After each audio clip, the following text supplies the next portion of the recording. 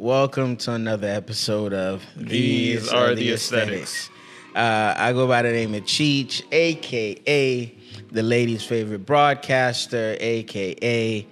I'm trying to get in the holiday mood, a.k.a. Mr. Work a Lot. I'm tired, dog. I'm tired. Right there with you. I go by the name of Gary, a.k.a. In Gary We Trust, a.k.a. Mr. Sneaker Convo, a.k.a. Mr. Sensitive Stomach Strikes Again. In real time, too. In real time.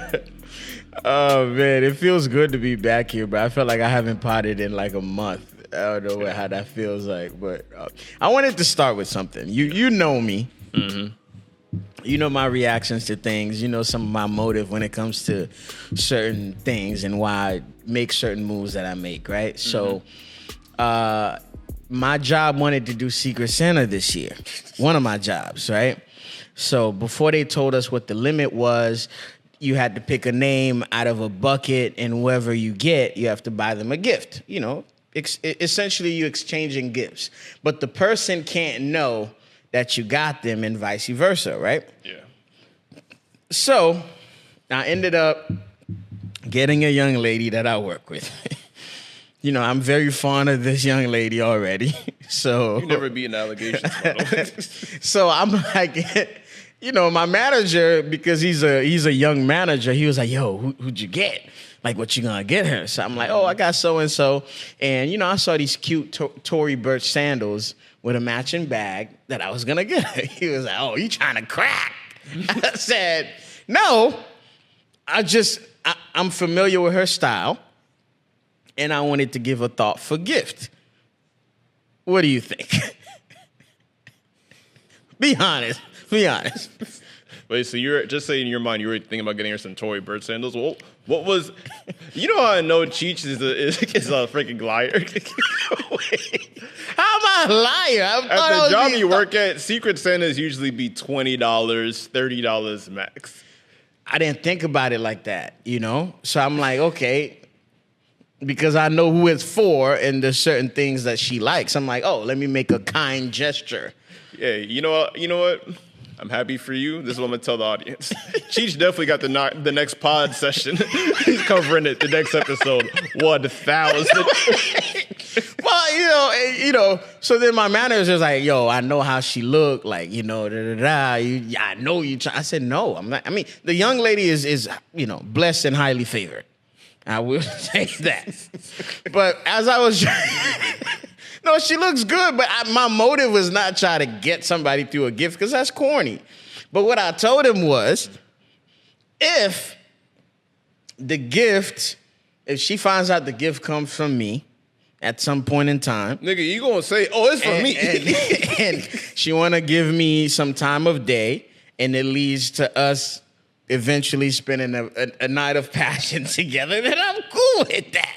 But I'm not going into it saying, yo, I want that. But yeah, he thought I had ulterior motives. I just wanted to. Oh, you definitely have ulterior motives. But all I'm saying is I don't think those ulterior motives are worth the price for that. That's all I'm saying. That's my personal opinion. To be fair, the sandals were on sale. It doesn't matter. Because you can just. I didn't end up doing it. I'm just saying. How about this? Get her a $25 DoorDash gift card. Gift card. Boom. Okay. All right. Simple Santa. All right. I got it. But how you feeling? You know, it's been a while since we sat down here to record. There's a lot happening with you, with us, with me, with the pod, with the world. How you feeling? I'm feeling good, man. Even though these past couple of days, like, I definitely lost some sleep. I'm like, you know, when your body enters that different type of exhaustion, where it's like, hey, survivor mode. It's either like you drop out of nowhere, or your freaking stomach just like, hey, bro, you doing too much. That's where I'm kind of at right now. But at the moment, I am happy because the fact is the holidays, the whole family's there. My sister came down. But why are you not sleeping? I don't understand that. It's just because you got to remember, it's like It's holidays, gift shopping. I'm still planning a wedding. Okay. Still have a job, a full-time job. Okay. Still have to do like extracurricular activities like the podcast. Oh yeah, by the way, if you guys haven't seen it, I did another episode of Sneaker Combo. Yeah, I saw that. I saw clips. I didn't see the full episode, but I saw clips. Yes, that came out good. So there's been like a lot on my plate these past couple of days. So anyone that's like seeing my eyes right now, I'm not high. I'm just tired. But I mean, you're carrying it well. I mean, it seems like you. I say I'm at a solid 8. 8? Yes. Okay. 8 is good. 2 hours ago, I was at a 2. No pun intended. Okay. 8 is good. Now I see why your your fiance is here to kind of give you that. To kind of give you that extra boost, of energy. I like that. My fiance always supports me, by the way. Of course. I have a joke. I don't know if I want to say it here. You know what I'm going to say it. She going to kill me later. I want to show you Gael's support for the podcast. I don't know if you know, like everyone's been posting like on like YouTube the top 5 like channels they watch. You know what she says to me? What she said? I think I was at like she watched the podcast is at like number 2 on her list is top 5 most watched, and she sent me a screenshot saying, "See, don't tell me I don't do nothing for you." Support is free.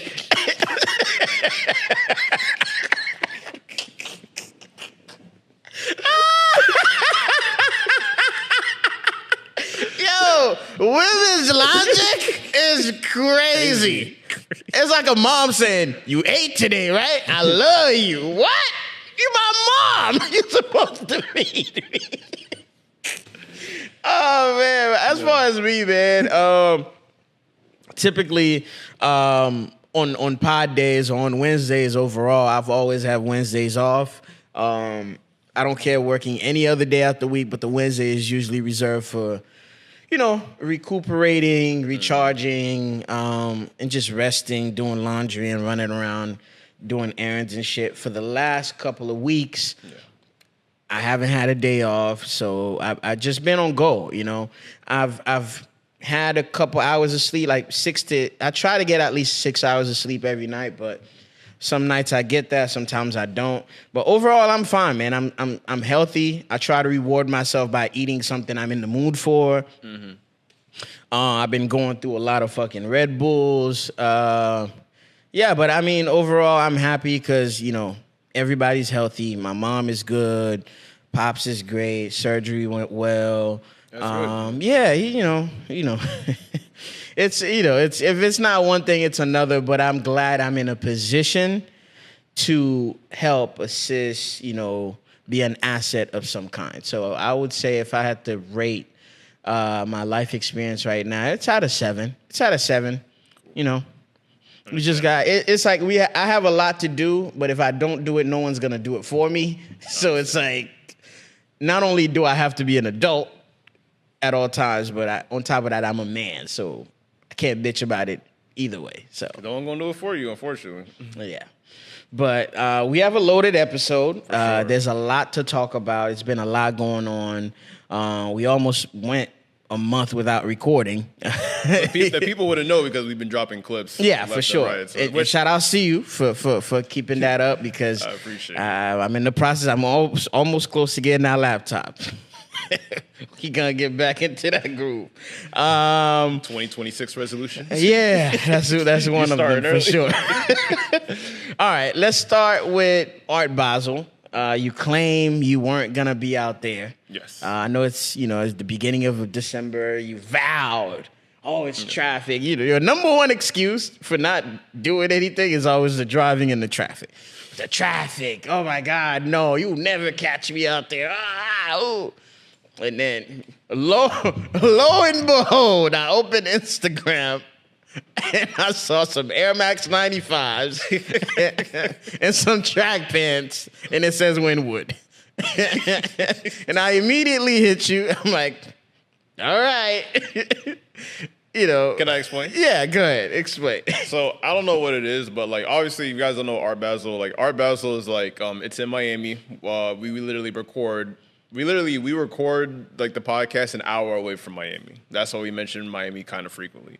So So like Art Basel is usually in town. If you guys don't know what Art Basel is, it's like a little art event that usually it started off as an art event in Miami, but now it's more of like anybody who is a content creator, anyone who's a celebrity, influencer.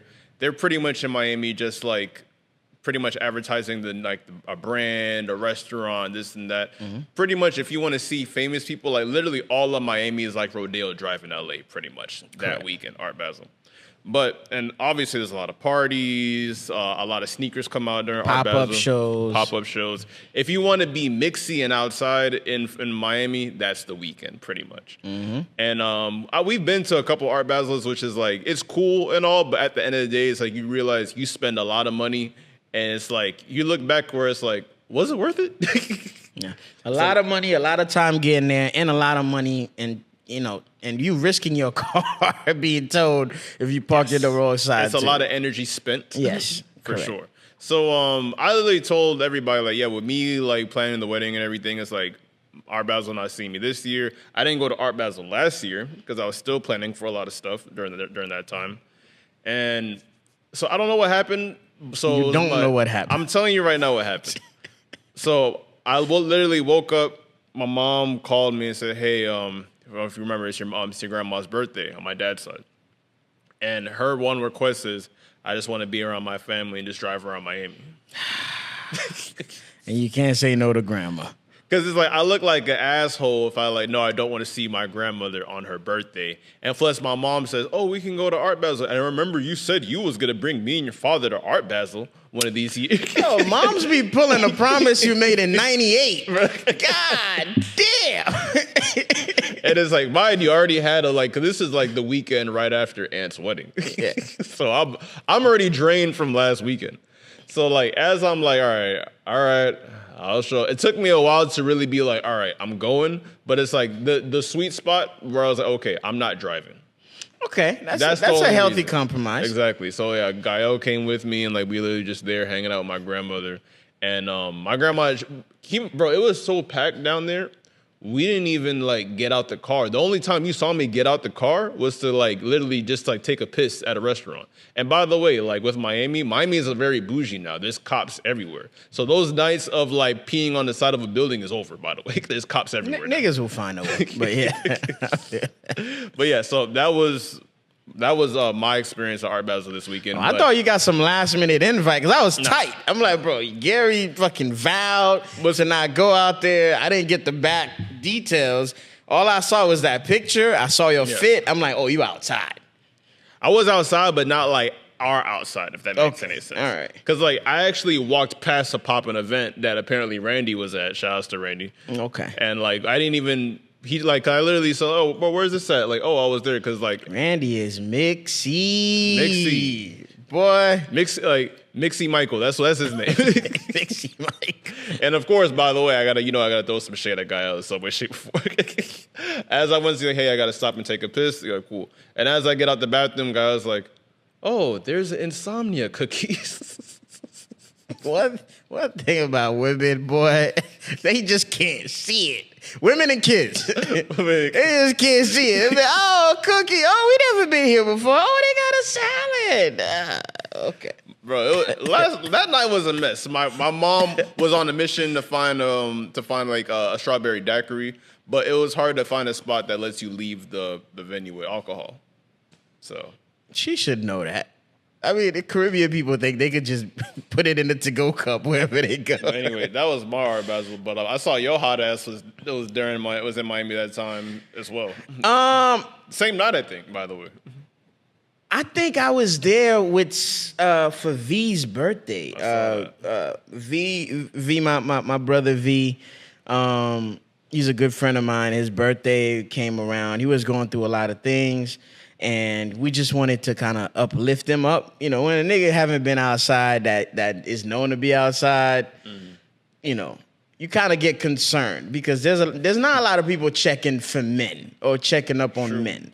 So when we haven't heard from him, we haven't seen him go out, we're like, yo, your birthday coming up. We called him. He said, bro, I don't want to be by myself this year. We were genuinely concerned. We like, yo, no matter what, we're gonna come grab you and we're gonna do something. We didn't do nothing crazy. We went to Rise and Toast, which is a popular brunch. Brunch at night at the Urban. It starts early, but niggas, we gonna show up at like 7, 8 o'clock. So we did that. Then we went to what's that Jamaican spot over there in Wynwood? Dukanoo? We went to Dukanoo. That's where I was. I was literally at the Skinny Louie's right next to Dukanoo. So we went there, and then we went to a Afro party, and then that was it. Then we went back home. Like, the good thing is, again, I didn't drive. Slim drove. So I was in and out of Miami. But I didn't do any of the festivities. I didn't do any of that crazy shit. I just literally went through Miami. That's it. Yo, shouts out to Slim, because like Slim is he's like just an outside robot. Yeah, he's a soldier. You can tell Slim like in Riviera that, hey, we going to Key West and it's already 3 p.m. He's like, all right, fuck it, cool. Yeah. And he'll drive. That's the and beautiful. He will drive. That's the beautiful part about Slim. He will drive. No problems either. He's not gonna ask you for gas. Nothing. Nope. He's like, fuck it, let's just go out. Fuck with Slim, man. In some other news, I mean, a lot of people know this about us, but we don't talk about it enough. We're still sneaker enthusiasts. Yes. At least I am. She doesn't like to talk about it because he's scared. It scares the bitches. That's not true. I just haven't been copping a lot of shit because I've been dealing with real life shit. So I'm like, I'm not gonna talk about sneakers coming out, and I'm not copping nothing. It takes kind of the excitement away, but.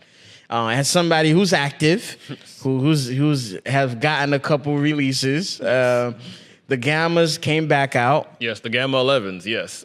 What happened that weekend is like my phone went off that weekend. That Saturday morning when a Jordan 11 comes out, they think you still work at FedEx.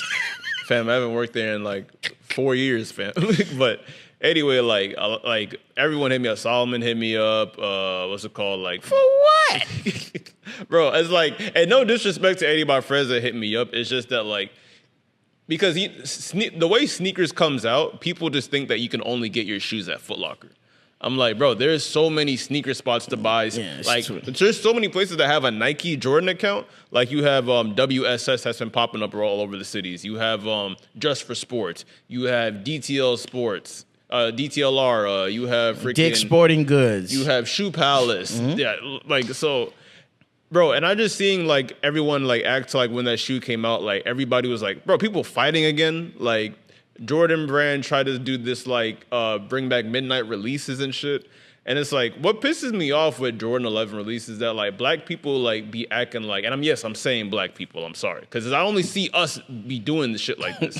Is that, bro, they be fighting for sneakers. And it's like, bro, all I ask going into 2026, can everybody just please like act like they bought a pair of Jordans before? Cause I know you have. Yeah. You have on a whole Hellstar freaking outfit. I know you owned a pair of Jordans before. Mm-hmm. That's all I'm saying is that freaking, you gotta remember, even though I understand we older, when we were 20, we knew like sneakers was like our freaking focal point at life at one point. But you gotta understand, bro, like them Jordan 11s just carbon fiber and rubber, bro. That's all it is. And they're not worth your life. It's not. To be honest with you, I had the same feeling I had when they came out in high school. Because they originally came out when I was in high school. I forgot if it was my junior year or my sophomore year. But I was very underwhelmed. Like, that shoe has never done it for me. Mm-hmm. I've always liked the breads. I've always preferred to wait for the Space Jams. Like, when that shoe came out, it made me appreciate the Space Jam even more. So, I get why it's popular. But even as a sneaker fan, buying that shoe, you're not going to wear it too many times. Like that color palette, that black and that navy blue and that icy blue at the bottom.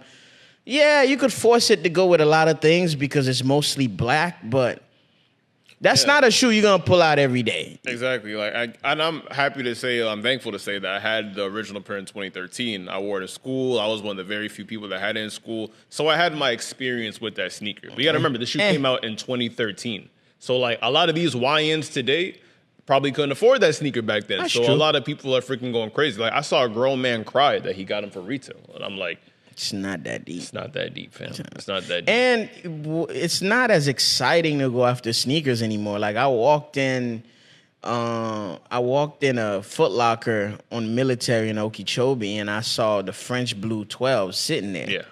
I saw, like, I be seeing a lot of heat just sitting on the wall, and I'm like, bruh, like, when I couldn't afford this shit, or I was, bro, in high school, I was selling candy to buy sneakers and to buy, like, shoes and clothes and all that shit.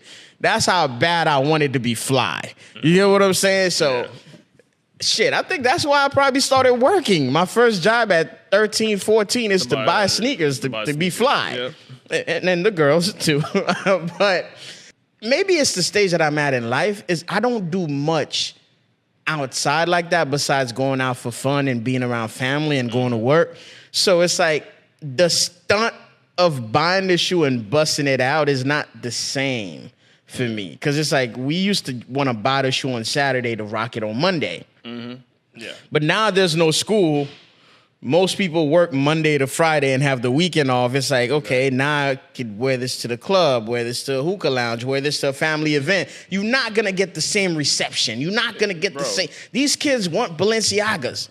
You're going to walk in a room with some burgundy fives. They're going to look at you like, oh, hey, Gary. Like, whoa. Like, bro, these are fucking Tokyo fives, nigga. It's just, to me, because the respect level is not there no more, I guess the feel is gone a little bit. It's like... So, the last thing I'm going to say on this shoe is that, like, the sad part is, like, to the freaking kids that get them today, they can't even wear them every day because you can get clowned for wearing a shoe every day. Because niggas is going to be like, oh, even though you got the hot sneaker, it's like, damn, nigga, that's the only shoe you got? You broke-ass motherfucker? It's like... That's true. Bro, people can't win. Yeah, you can't win. All I'm saying is, like, that's just my motto. Everybody just... act like you just got a pair of drawers. Yeah, and at this point, if I buy a sneaker, it's because I couldn't afford it. I never got to buy it. Or I'm just doing it for the sport. At my age, I just buy something that's comfortable and beat it down to death. Yeah. Like, I don't know if you guys can see, I got the Bread 4s on right now. They're literally cracking. And they're coming out again next year. Yeah, so prime example of that. What's next? The holidays are here. We're recording the day before Christmas. Obviously, by the time this comes out, Christmas will be days, past. We're recording on Christmas Eve, yes. What are your plans for Christmas? Like, I know you all over the place. I know you Mr. Get everybody in the household a gift. Mr. Vin Diesel. Has any of that changed with your now responsibility? Because I know you're getting married next year. Yes. You have more bills, you have more things, at stake and things that you're working on. Is it the same budget for everybody still? No, or we just everybody getting sentimental gifts this year? Is everybody getting a hug? What's happening? So, like, what everybody is like, I pretty much, like, I kind of had, like, the same routine. Like, we do the gifts, then we do, like, I usually spend Christmas Eve. Is your sister getting a pair of jeans? That's what I'm asking. Definitely not. Okay. No, definitely not. She did get some shoes, but it's like definitely on a lower scale for sure. This is more of an essential Christmas this year. No pun intended. No pun intended. But this is an essential Christmas. So like, yeah, last year I got everybody the Black Cement 3s, but like this time I'm like that was fly. It was fly. It was fly. But hey, this is pretty much that was like my token is like, hey, don't expect this for a while. But like, I got everybody some nice presents. I usually spend Christmas Eve with my fiance and my mother-in-law. I could actually say that now. My future, not even future, but about to be mother-in-law. Did we do that? And then we have like a nice Christmas breakfast.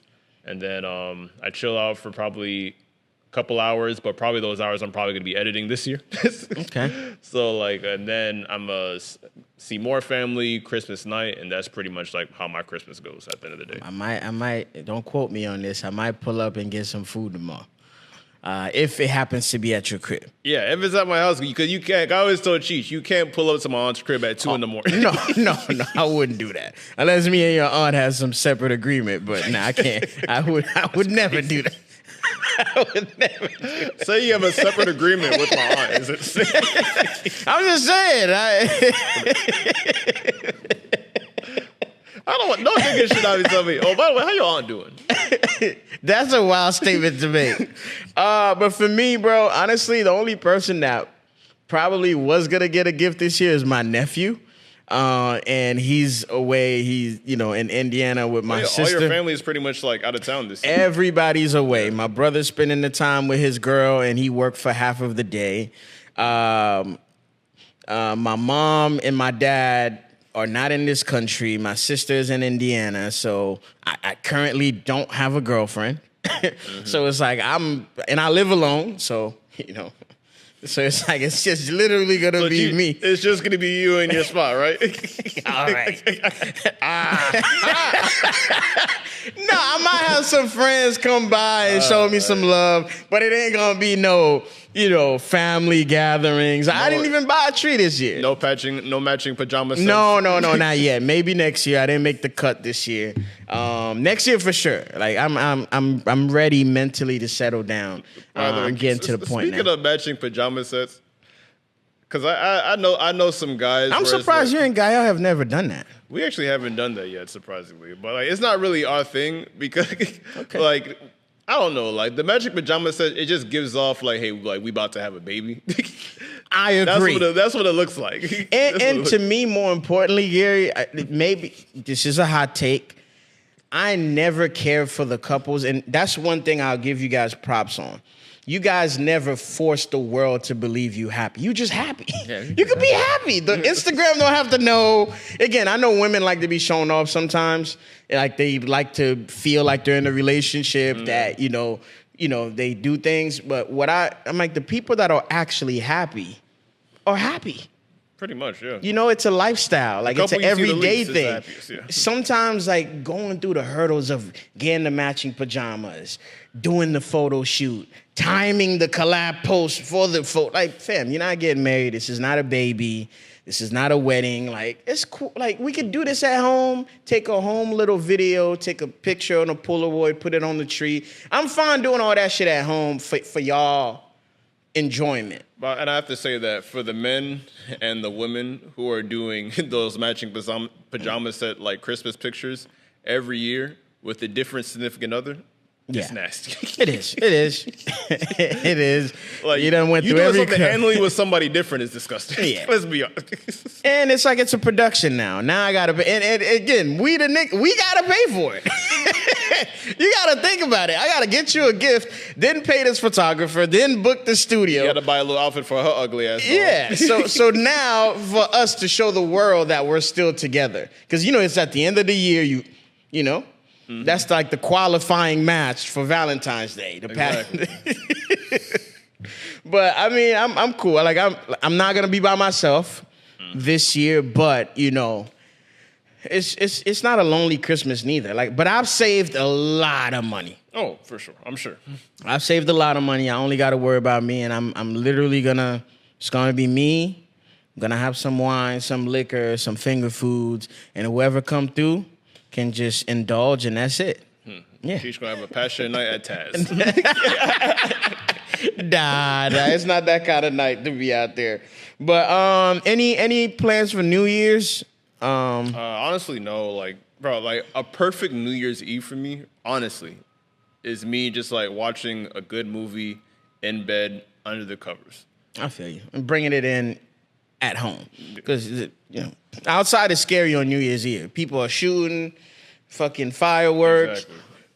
Exactly. Niggas act like they don't know how to drive. I was just about to say that. Like, everybody, like, I don't know what it is. It's like they forgot that they have a license on New Year's Eve. So it's true. Like there's usually traffic if you want to go somewhere that's popping. So, like, yeah, like places to stay away from on New Year's Eve is anywhere in West Palm, Dixie, Delray, Boca, anywhere that has like an open park, you got it, dog. Yeah, facts. Well, let's jump into music a little bit. There's been a lot of new music that dropped, but there's been a lot of standout people that released projects. 21 Savage dropped a highly anticipated project. I honestly want to say it's a surprise drop because I think he announced the project like a day or two before it dropped. Yeah. I think there was speculation he was dropping a week before, but it's like at the end of the day, it's like even if an artist says he's dropping, they usually never drop on that release date. So it's still technically a shock drop, pretty much. But I've been liking his rollout so far. the beautiful thing about 21 Savage for me is he's the only, I think, new fact that we learn about him is the fact that he's from British descent. Yeah. His street card has never been pulled. He's never been in any messy situations with women. I think the messiest and the most exposed he's ever been was when he was dating Amber Rose. Yeah. He was super public with that, but I don't know. He's like a successful street nigga that kind of want to move away from that, make his music. It seems like he want to just go back home to his family. And what I love is he's very respected. Because there's a bunch of allegations and remarks and statements he has made. I've watched how people in the industry address what he's saying. Like, they not addressing 21 Savage with their tackling because he has a fuck the streets movement going on right now. Yeah. And it seems like everybody's saying like, yo, don't say fuck the They not going at him. Exactly. But they're going at the sentiment. And I'm like, oh, okay, he's one of them. Like, they not, it's like when people are scared to talk bad about Jay-Z knowing how powerful he is in the industry. I think that's what I've been enjoying watching everybody like tuck their dick in between their legs when they speaking about 21 Savage. Exactly. You gotta remember, like, he has like a whole dagger on his face. That's true. I'd be careful with a gentleman that looks like that. It's usually the men that really be in the streets where it's like, man, the streets is dead. Mm-hmm. Like, I know, like, even though like he was talked about a little too much this year, like what's it called? Young Woody, what was his name? Nudie? No, Woody, the freaking... Oh, okay, yeah. The YSL affiliate. The YSL affiliate, yes, that allegedly snitched or unsnitched on Thug, whatever. It's like, bro, this man was like a legit shooter in Atlanta. Mm-hmm. Video of him shooting in Atlanta. But it's like, no one's really going to press... You can make your internet comments, but how many people are really going to press him at the end of the day? But it was funny that he had the fuck the street sentiment when you listen to the album, he's talking about street shit. And that was a genius marketing tool because it actually boosted his album sales. Because everybody's like, yo, you're a hypocrite. You have a whole fuck the streets movement, but your whole album is about street shit. Exactly. But you know what's beautiful about that? He could come out and say, oh, I'm talking about my past. I'm talking about my past experiences. I'm talking about what not to do. So it's like... I think it's just with 21 Savage, like, even though I love the message, it's just the messenger. Yeah, that I agree with, finally, in this case. Because, like, 21 Savage, you have to understand, you're the guy that says, spin the block twice like there ain't nowhere to park. You have a song called Glock on My Lap.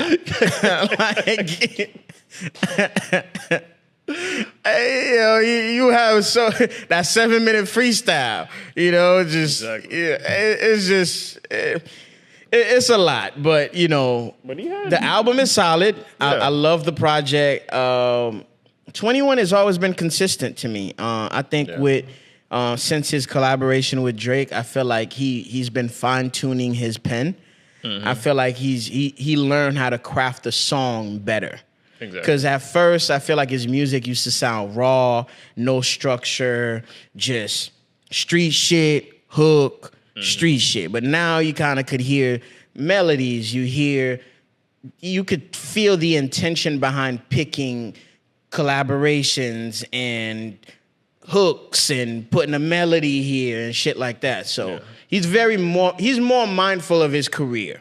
Yeah, for sure. Like, even like there's some songs. Actually, no, there's a lot of songs I liked on this tape. I think there was like 15 tracks or something, whatever. Very, very straight to the point. Like, I love the opening track, Where You From, Step Brothers. Him and Nudie have like smoke. At this point, when we get into collab tape, that's really the main question. I actually even like the song Pop It with him and Lotto. That was fly. I actually liked it. Surprisingly, I really liked it. Gary liking a girl record. That was not in my bingo card for 2025. You have a thing with women artists. You do. We don't have to revisit it. It's not with. First of all, Gael, put your hands down. Gael doing this in the background. Yep. All I'm saying is there's just some female rappers where it's like, no disrespect, 70% of female rappers is just pussy rap. I get it. I just feel like, why you have that opinion is because I think the setting in which you listen to the songs have to play a role. Like, For me, I always do the car test. The shit dropped. I was at work. When I left work, put that 21 in the car, nigga, you couldn't tell me I was not in the 6 in Atlanta coming from work. And I work in Gardens. I'm leaving work. I'm like, oh shit, I'm in the hood right now. I'm going to Copper Cove right now. Like, you could feel the energy when it's playing in the car. When you're at home, laid up with your girl, you watching a movie, you just got off the game, you don't want to hear that street shit. Where you live, it makes no sense. I'm trying to hear Passion Fruit, bro. What are we doing?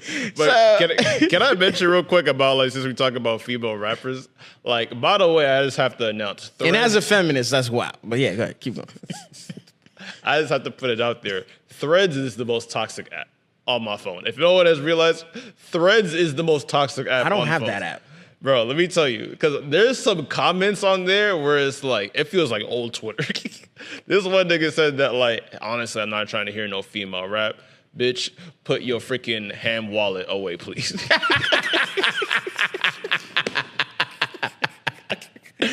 I feel like, but some women know how to, like, Lotto. I love Lotto. To me, I love Lotto. If you know, from the new batch of women rapping, Lotto pop her shit. I love when women pop their shit because I love a hustler type of woman. You get what I'm saying? Yeah. Lotto, to me, the way she talk is with or without a man, I would be in this position. I would still get up and work. I want this shit. I want to rap. I want to get the accolades. Yeah. I love that. Yes, she talks about niggas and this and that, but she also mostly talk about getting money. Lotto, to me, is a young hood version of a young female hood version of Drake as a rapper. I can see that. You feel me? The way she structures her songs, it gives me that. Can the Man, another one that I love. Pop shit. Like, she's talking like how much money she dropping on shit, how many bags she's buying, the trip she's taking. Cash Doll, same type of energy. So there's certain women that don't just talk about my pussy. Oh, I'm gonna finesse these niggas out of a bag. Oh, he gonna buy this trip. Not all of them do that, but I understand your position. 90% of the market do it, so I get where you stand when it comes to that. But 21 Savage's album, phenomenal really album, and I listen to it pretty much almost every day. And another album, just an honorable mention that I've been playing back to back is the Conway the Machine album. Conway is one of my favorite rappers. He's the best lyricist out of Griselda. It's an acquired taste. It's an acquired taste. Conway, to me, has always been the most lyrical nigga out of Griselda, but Benny the Butcher has always been my favorite because he's more relatable to me. Like, Benny the Butcher tells you he's outside. He's popping the street shit, but he has more of a presence on social media. He's outside. He's traveling the world. He's talking some fly shit that I could relate to. I think, like, Westside Gunn is, like, my favorite because he be saying the most, like, outlandish shit out of all of them. This man be asking questions like we can relate. Like, he's like, have you ever put a freaking half a brick in an air fryer? Yeah. I'm like, no. Yeah. I feel like Westside Gunn, the level of street rap, the shit that he talks about, I would have to be a criminal to understand. It is an acquired taste. Yes. So, he got that. I do love the ad-libs. I do love the merch, the business acumen behind his business. I love that. I love that.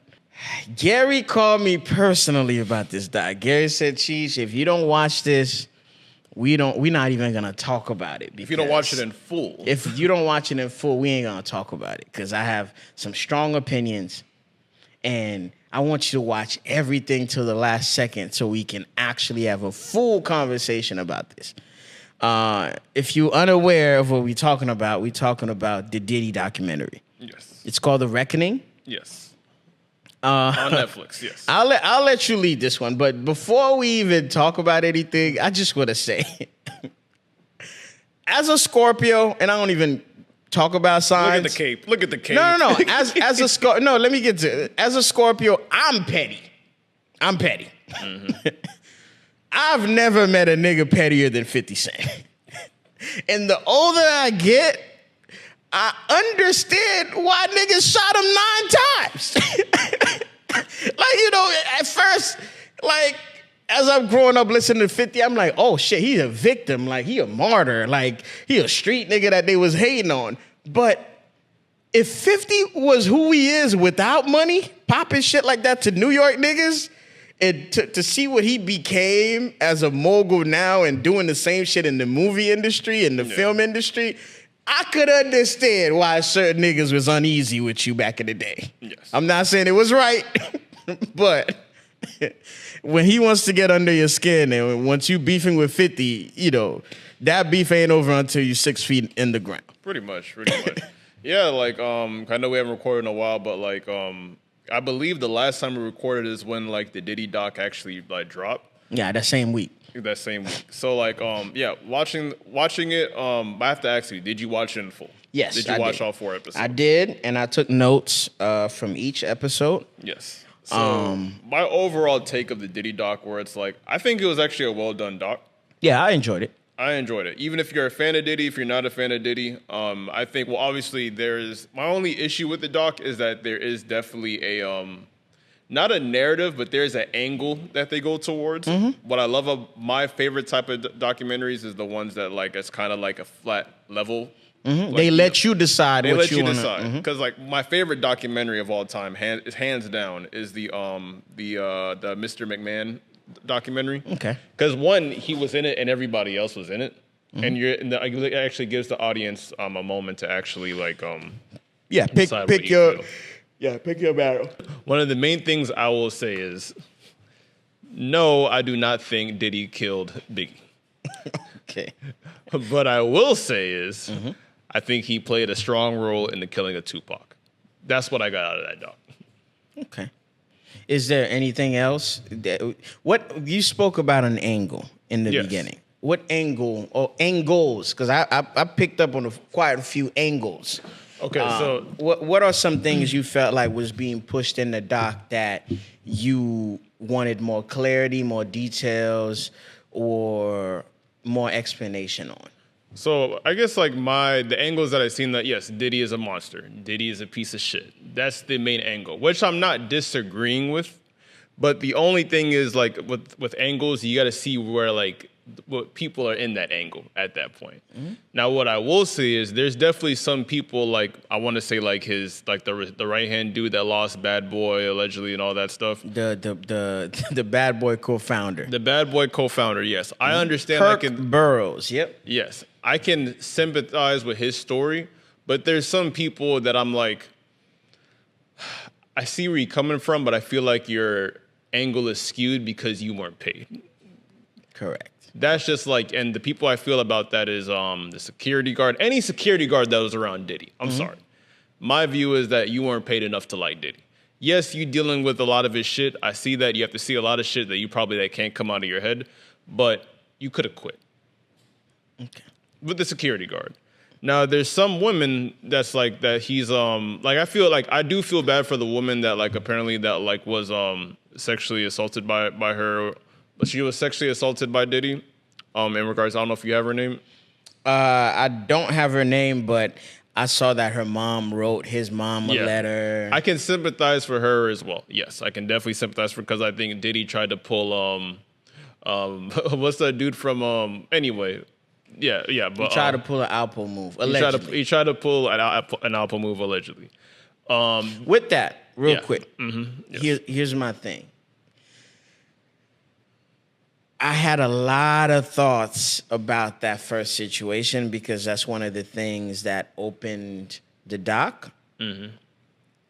Here's my thing. Words mean things, right? Yes. She said Diddy threw a party, then there was an after party at Diddy's house. Yes. And people were tracking mud in the house. She stayed back to help Diddy clean the house. And Diddy gave her a ride back home. And then Diddy proposed that she take part in a music video that she originally, quote, she didn't want to take a part of, right? But she ended up doing it because they show footage of her in the video. Now, she gave a whole soliloquy like, I come from a good family and all we had was our self-respect and our dignity, and I respect that. But for him to videotape a sexual encounter, what has to happen? The sexual encounter. I'll be careful with that one. Yes. But I feel like she skipped a lot of steps between her being in a video that he suggested versus being recorded on camera having sex with him. I'm like, there's a lot of details we're not getting. Did you find him fly? Did you find him funny? Did you date him? Did you think you were the only girl he was fucking at the time? And you realized that he's a promoter and he has other girls. And because that happens a lot too, where a woman would date a nigga in a position and thinks, oh, you know, it stops with me. If she was sexually assaulted, I hope she gets the justice she deserves. But I felt like that original story, there was a lot of gaps from certain parts of her story. I understand. Like, I think the other person that like upset me the most is like as well was like his assistant. Mm-hmm. For some reason, it's like the main thing that she said that like I understand that like Diddy more likely blackballed her. I understand. I can sympathize for that. But the part I didn't like is when I think her and Cassie was like on some like hiking trip and was talking about how Kid Cudi like she's dating Kid Cudi or whatever, and like instead of her saying okay, but what she said what I didn't like was, you sure you know how Diddy is? You know how he is. You know, like if you do that, I got to tell him this and that. And it's like, so like if you're like kind of afraid of Diddy as well, and you really do care about Cassie, why are you trying to like? How can I say like pretty much if you know she's in danger, why don't you like offer some help as well? Mm-hmm. Like I don't like the fact where it's like, oh, you know he's gonna do this, he's gonna do this to you. It's like, what the fuck? Like I think. Call the police. Mm-hmm. At that point, I just looked at her as like, are you an assistant manager? Are you a madam? Mm-hmm. Is that a fair question? I get it. And another thing, respectfully, again, respect to all parties involved, Kirk Burroughs, you were the co-founder of Bad Boy Entertainment. Yes. If his wild antics started since he was at Uptown Records, why would you go into business with somebody like that? He has stated on multiple occasions that, oh, Diddy took $50,000 to buy a girl a necklace. Diddy is talking to so-and-so's girl, ex-wife. If you are uncomfortable being in business, being a partner to somebody who's doing wrong in the business, walk away. You a music exec at this point. Go back and get your job back at Uptown Records. Go start your own company. Go represent an artist and be a different part of that industry. He just kept on naming things and things that he was aware that Diddy was doing, allegedly, and you was still his right-hand man. Diddy was the face, but you was benefiting from that shit too. Because as Bad Boy was getting bigger, getting more success, guess who it also benefited with your 25%? You. Because you own a stake in that company. So the whole part, again, I want Diddy to take all the accountability in the world, and I want him to pay for the mistakes he's made. But fam, you're not on this doc talking about, hey, I'm fighting to get my 25% back to give the victims what they lost. You're not saying, hey, I want my 25% back so I could make right to the artists and their families that I've robbed over the years. You said you was doing the behind-the-scenes work. All those paperwork, all these fucked up contracts, guess who constructed them? You. Same way, I can't talk about Cash Money, right? Mm-hmm. If I talk about Cash Money, it's Birdman and Slim. Yes, Birdman is the face, but Birdman and Slim own Cash Money. So if Birdman is on bullshit, guess what Slim is on? Bullshit. Because they have to consult with one another to make certain decisions. No. I understand. The money comes from one account. So the only thing is like, by the way, like I know like people are watching this is like, are they siding with Diddy? I'm completely not on Diddy's side, by the way. All I'm saying is with this doc, it's just like some people's like motives were a little skewed to me because I feel like half the people in this documentary wouldn't be there if they got the money they were owed. Yes, the story that I felt like was the most stupid, and God rest his soul, Craig Mack, when his wife was saying like, yo, I can see that actually. Not gonna lie, I can see that. Fam, again, I don't know. Look, I'm not a mogul. I'm not an entrepreneur, and I never had a number one hit in the radio. Mm-hmm. But guess what? If I'm Craig Mack and I give Diddy Flavor in Your Ear, I'm part of the biggest label, hip hop label in the world. Yeah. And he has a number one hit, and me and my wife are still struggling to eat. There's a disconnect. Everybody is on stage performing. Everybody got a bad boy chain. Everybody is around this nigga and give the illusion that they're successful. There's a disconnect. It's either you making the money and you being irresponsible because you're trying to keep up with the owner of the label, which is Puff, or he's taking advantage of you and you didn't care to learn about the business. To me, what I learned about this documentary from some of the artists that claim to have gotten robbed by Diddy is, one, you didn't read your contract, you didn't have proper representation, or you just wanted to be famous and part of the biggest thing smoking, and you didn't care how you got there or not.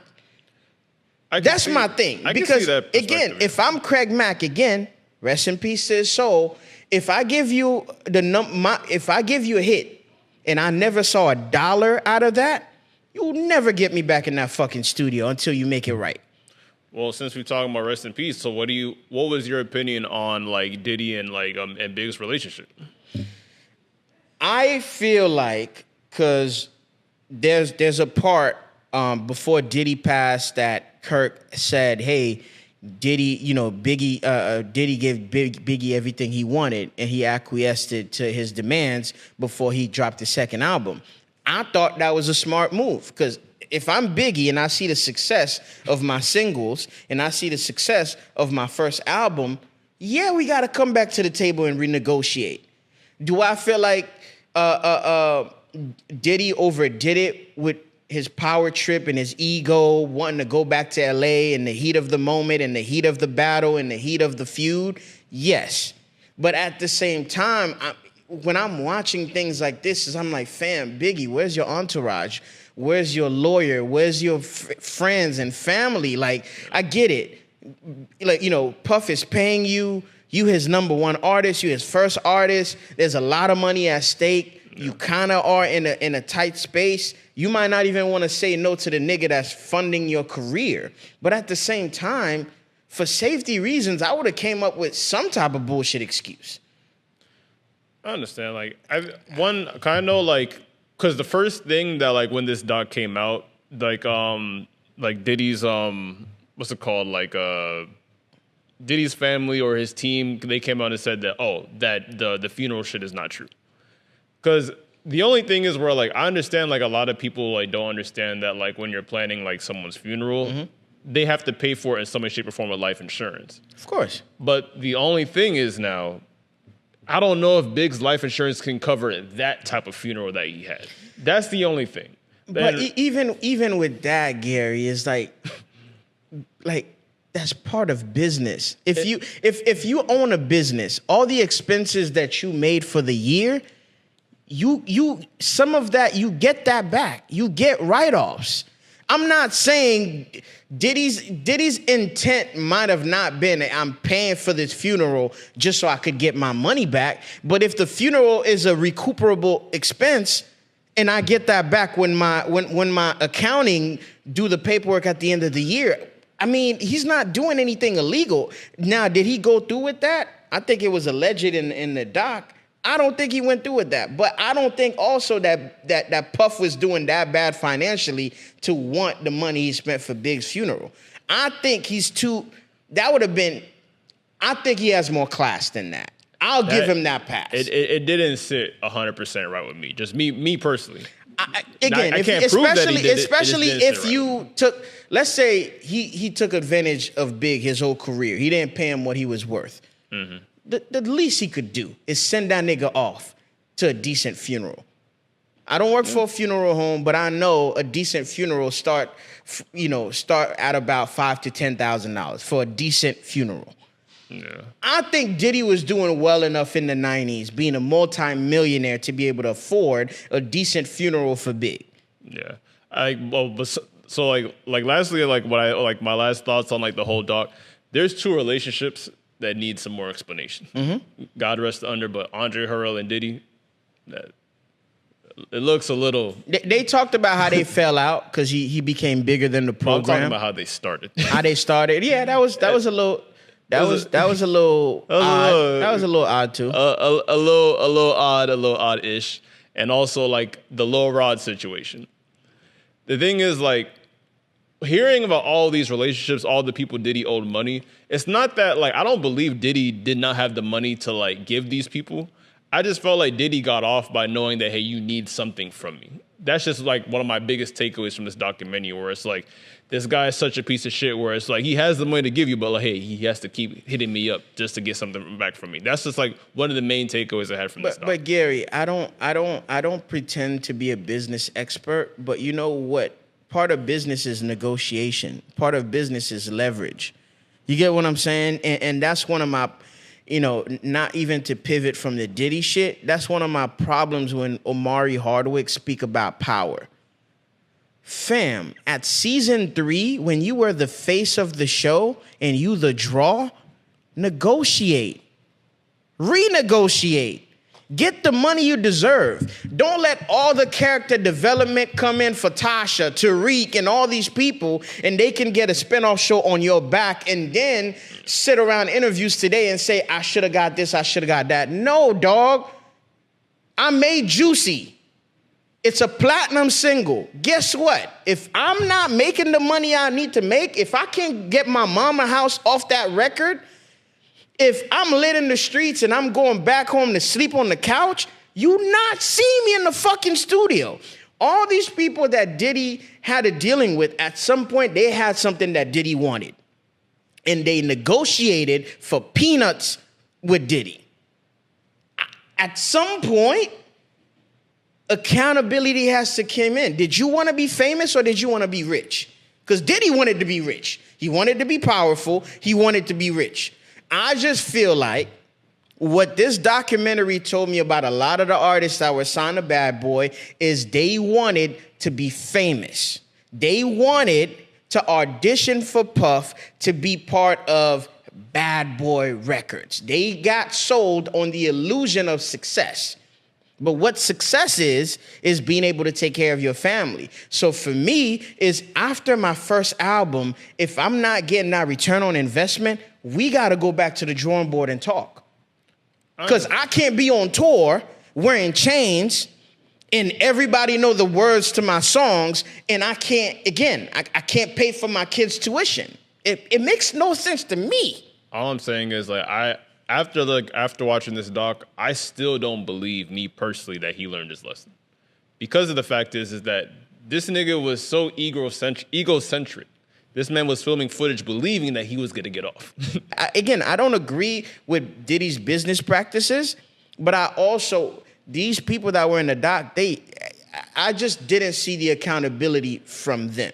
Yes, you've been dealt the wrong hand, and he screwed you up and stole from you and all that. But a lot of you guys stayed and worked with him for years after.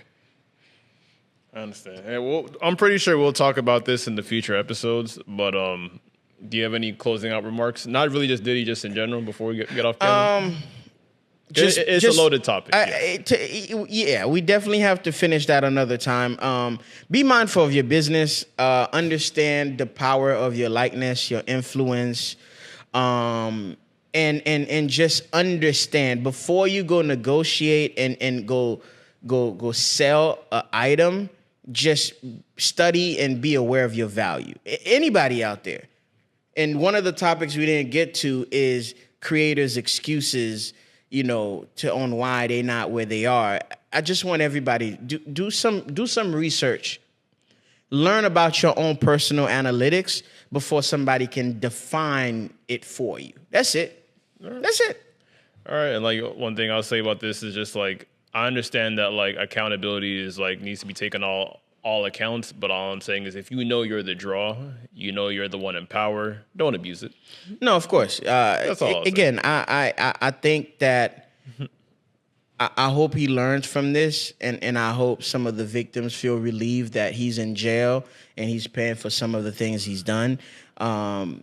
yeah, I don't agree with 98% of everything he's done. I don't. I don't stand with that. I think that's evil. And I think at a certain amount of money, it's like, bro, dog, how much more do you want? Like, Hey, what do you go about then? well, I go by the name of Cheech, aka Free Diddy. no, never that. Never that. Never that. Never that. You know it's coming. Nah, never that. No, I wouldn't say that. I have a heart, nigga. I go by the name of Cheech, aka hope you guys have a dope Christmas out there, aka understand your value, aka yeah, man, if you don't understand business, hire somebody that does. That's it. Well, I go by the name of Gary, aka Mr. Sneaker Convo, aka Merry Christmas, Happy Holiday, whatever holiday you celebrate, because it can be happy times and dark times depending on who the person is. Just remember, you don't know what the next person is going through, and to hug and kiss your loved ones. Yeah, and we'll see you on the next episode. And the last thing I'd like to remind everybody: just be careful, head on a swivel. Again, criminals have families too. That's it. But yeah, we are. These are the aesthetics. See you next time.